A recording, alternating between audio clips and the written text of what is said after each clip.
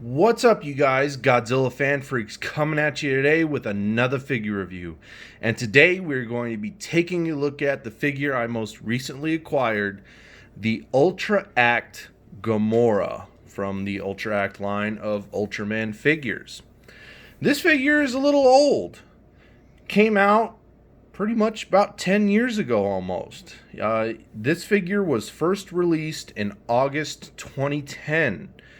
So this figure already has some age on it. It's kind of hard to believe that Ultra Act and SH Monster Arts and a lot of those other things from Tamashii Nations, when they first started to come out and were hitting big on the market, that was already 10 years ago pretty much. That's pretty wild to think about.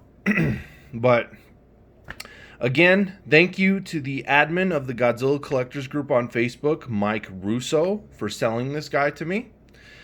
He had a lot of some figures, and this one stuck out because I've always wanted this guy. I wanted to get him back in the day when he was released.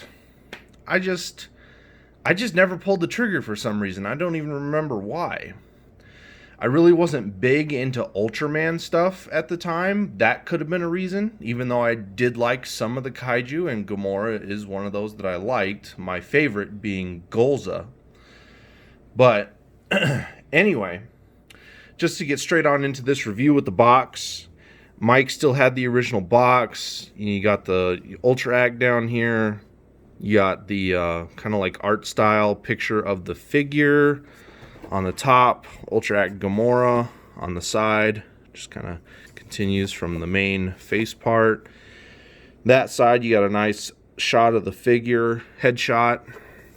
On the back, you got all the nice promo pictures and whatnot, showing him up against an Ultra Act Ultraman, some of the poses you can put him in, the accessories that he comes with, the oscillatory ray, I think is how it's pronounced, and then, of course, the little homage to the original Ultraman when Gomora had his tail, severed or ripped off from Ultraman. The little nice homage there. And then on the bottom, you just got all your legal jargon, barcode, whatnot, and that's about it for the box. Also, still had the old instructions. Doesn't look like it's even ever been folded out, but on just to how to attach pieces, tail, swipe out the horn, whatnot.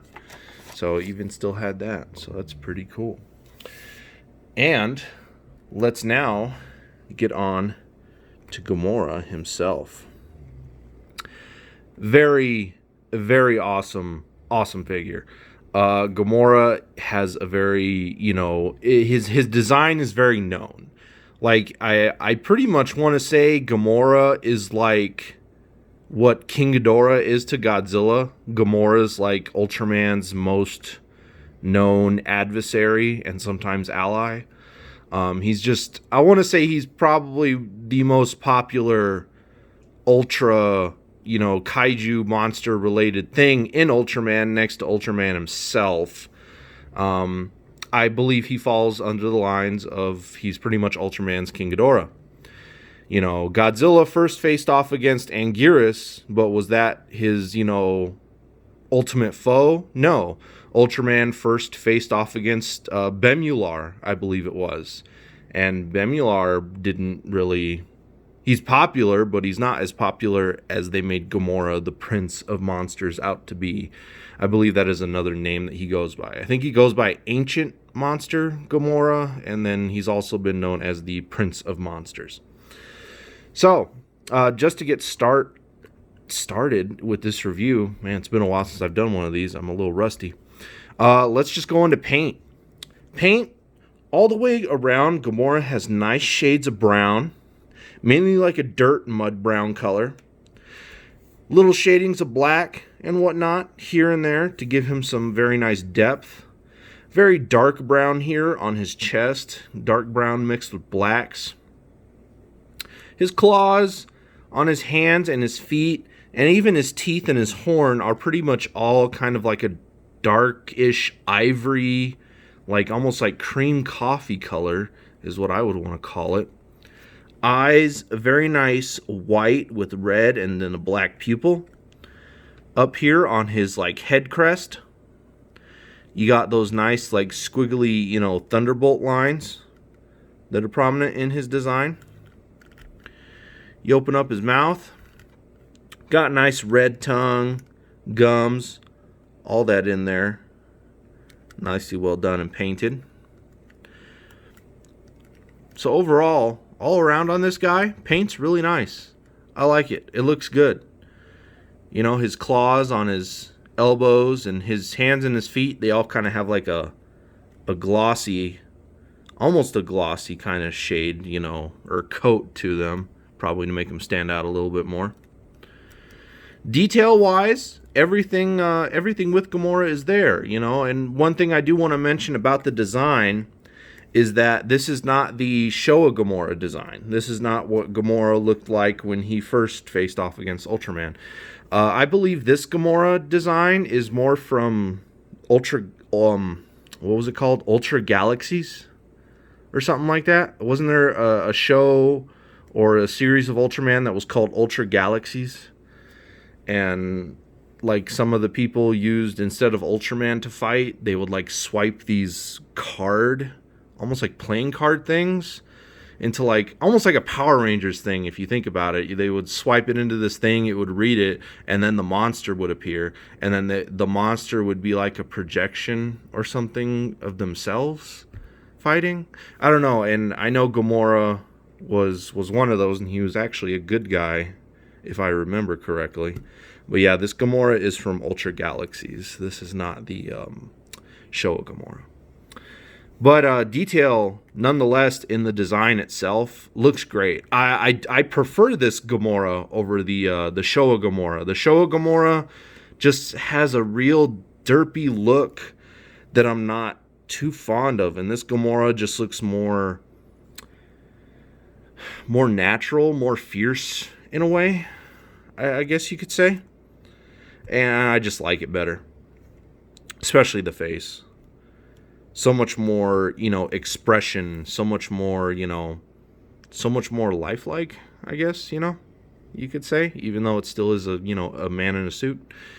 But all the wrinkles and everything are there. All this detailing and whatnot nicely etched in on his front. Into his hands, you can see the knuckles and everything, very nice. Fingers, all individually sculpted. Teeth, individually sculpted, very nicely well done, sharp. Horn looks very nice. Eyes and all the creases along the top and whatnot, all very nicely etched into the sculpt.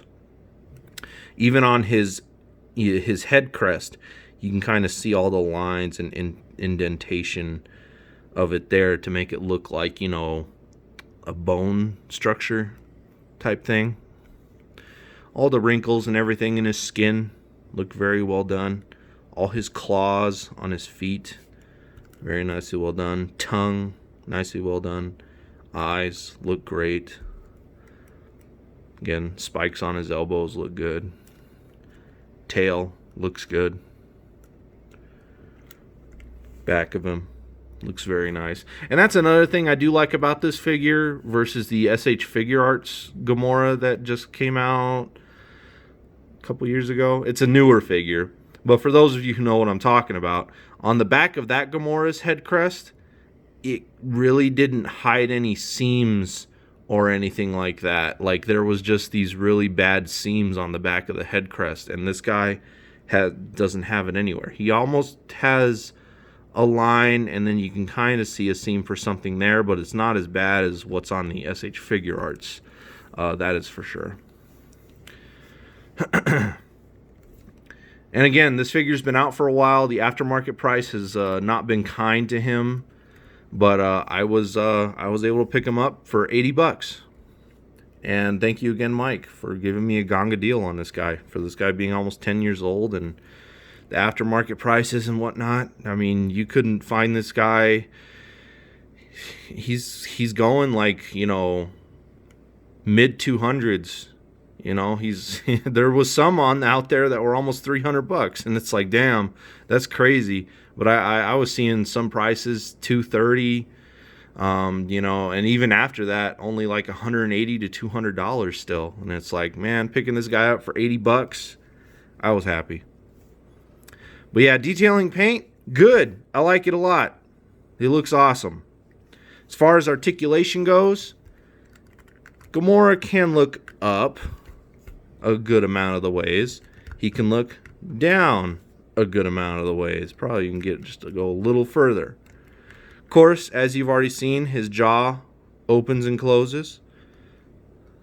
Nice movement out of that. You can kind of get some rotation out of the head. Not a lot, though. Arms at the shoulders can push up. You can get them to spin all the way around, but I'm not one to do that. You can get to go back ever so far. Again, you can get them to spin 360 most likely. It's not too hard of a joint. Elbow joints are also there on both arms, and you can get them to turn a little bit. Wrists on a hinge, so you can get them to push back, push down. You can get them to rotate as well, however you want. In his abdomen area, he does have a ball joint, but you're not going to get a lot of movement out of it just because Gomora is kind of a bulky guy there in the center. You can't even get it to really turn from side to side all that much, but not a big deal. Legs at the hips can kick out ever so much. You can also get them to kind of rotate and kick back. Knees have a nice little bend in them as well. And you can get them to rotate there at the shin. And then ankles are also on a ball joint, I believe. You can get some pivots out of it. Rotations, kind of go forward, kind of go backward. Not a whole heck of a lot. Articulation in the tail. This is where, of course, it really shows over time that Tamashii Nation's really perfected tails in a lot of their figures. But since the Ultraman Kaiju have more bulkier tails than the Godzilla Kaiju do, you only get so many segments of articulation. But you still get some nice, somewhat natural movements out of it. It kind of looks choppy and chunky depending on how you display it, but I just do something basic, so pretty much just something like that, just make sure all the scales and everything line up, and you're good. Next, on to accessories. Again, you have this piece that you can plug into his butt. I don't like to use it, but I just have it, off to all the other, I keep all my accessories for my figures all in one, bag or container. That way they're easy to access, and I just got to fish through them all to find each one. But again, this pays homage to the original Ultraman because I don't believe in Ultra Galaxy's Gomora ever lost his tail. So this is mainly, a little shout out to Gomora's original appearance in Ultraman, where he gets his tail chopped off. And the SH Figure Arts has something like this too, except it's actually like bloody looking. It's not just like something that looks like dirt or even like a giant cow turd or something like that. And then of course you have his beam effect, which that is something I will give to Ultra Act back in the day versus the SH Monster Arts. The beam effects I like better, because with every SH Monster Arts, you just always had to connect a stand. You know what I mean? And so whenever you were getting nice shots with the figure, unless you had some other way to, attach the effect part in a way to where you didn't necessarily need the stand to take some nice pictures without this ugly, clear Tamashii Nation stand getting in the way of your awesome looking picture, this is where Ultra Act, again, they're just better in my opinion with their effect parts, because granted, it may not be as long, but still the detailing and the color is there. Now this one is not translucent, but still all you gotta do is pop his current horn off and then just follow the pattern in the plug. It only really goes one way anyway, and bam, you get it to sit in, and you can get awesome shots without needing a stand. Anything like that. So, very, very awesome in my opinion. I prefer Ultra Act with their beam effects versus the SH Monster Arts, just for that reason. Now to get on to some scaling, he will scale in well with, of course, anything Ultra Act, SH Monster Arts. But I just brought out, some of my Ultraman stuff. So here's my Ultra Act Tiga. He'll scale in well with him. Looks good. I have him in a pose and whatnot, but you guys get the idea. He's about the same size as Ultraman Tiga, but here's Evil Tiga from Ultra Act. Look good together.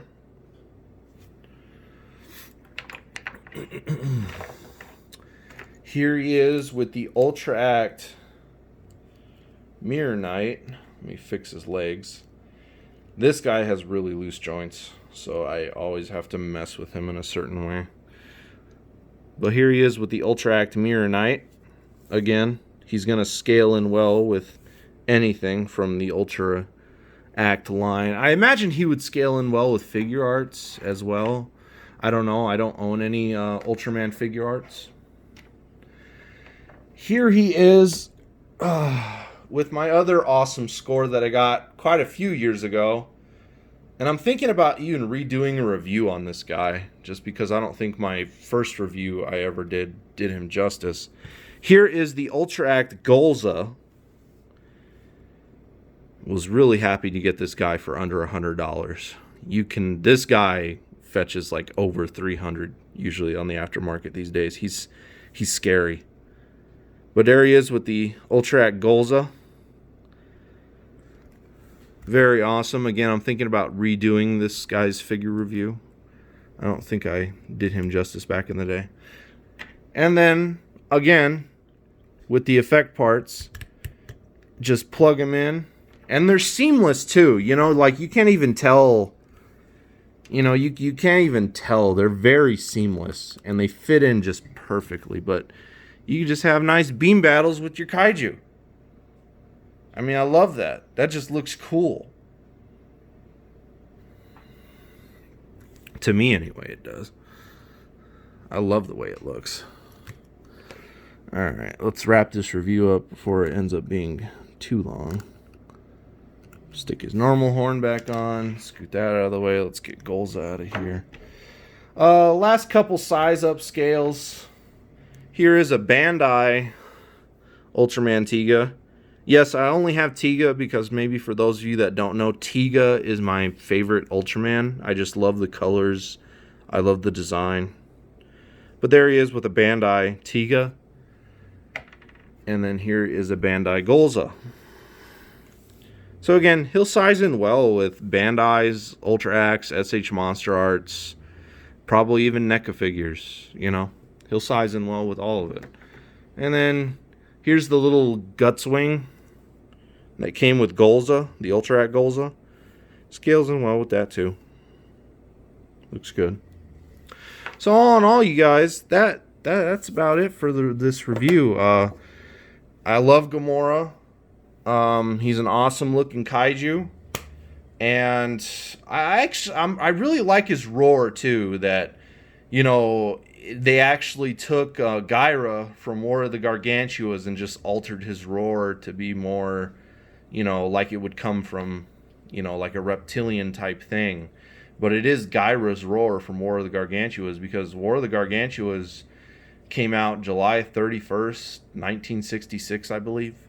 And then Gomora first appeared in Ultraman, which Ultraman also came out in 1966, but we never saw Gomora until I think it was January of 1967, I believe, is when Gomora first appeared. So they actually did take Gyra's roar from Roar of the Gargantuas and just kind of fixated in with Gomora.